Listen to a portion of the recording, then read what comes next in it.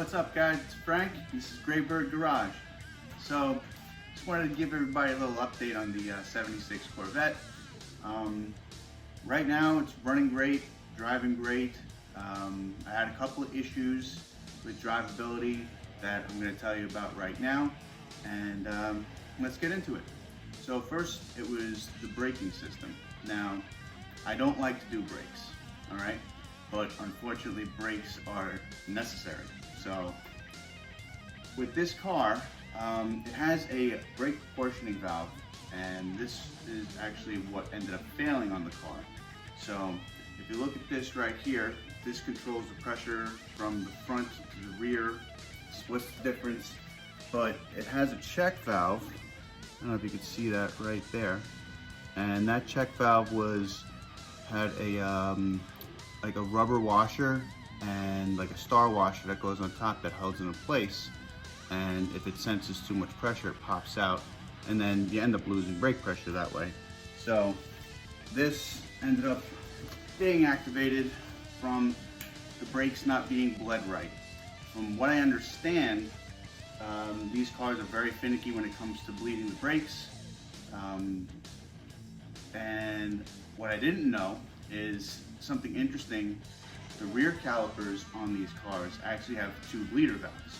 So if you're only bleeding from one side and you don't look to the other side, you'll see one bleeder valve, but you can't see the other one because it's kind of buried down in there.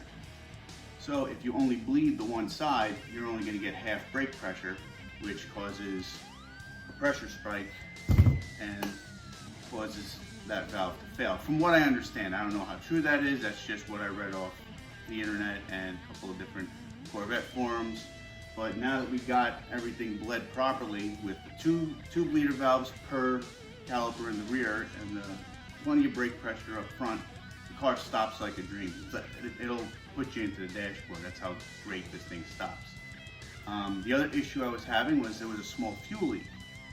Now it was, I thought it was originally just a fuel hose. It's got a mechanical fuel pump, so there's a hose that goes from the hard line to the fuel pump that looked like it was wet. It might have been that, but it turns out that the pump itself was, it had a rubber bladder on the inside, and that failed, and it was coming apart, and it was actually, the whole pump was wet from that fuel. So that fuel pump came out, went back in really easily actually.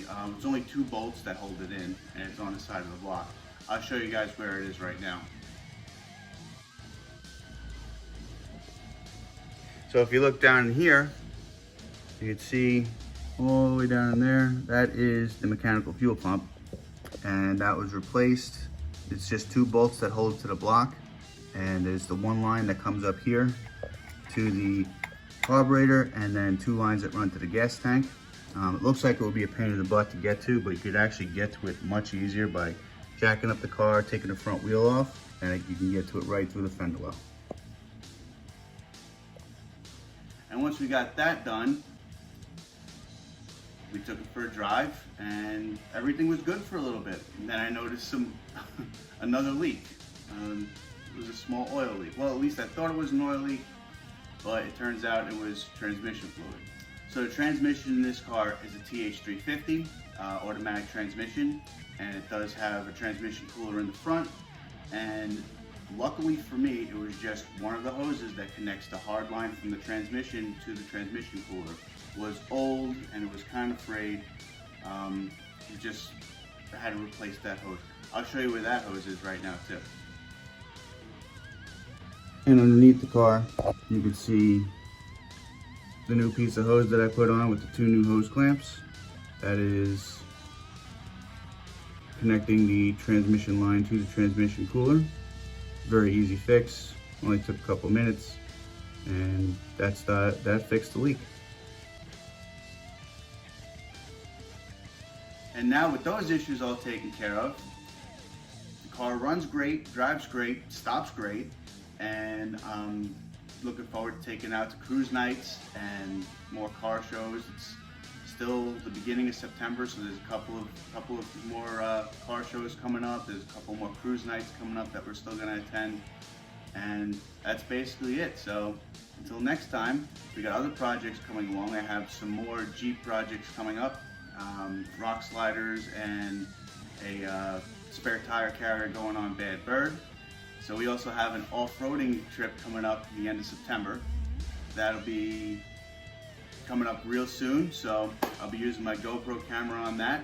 And until next time, I'll see you guys out there.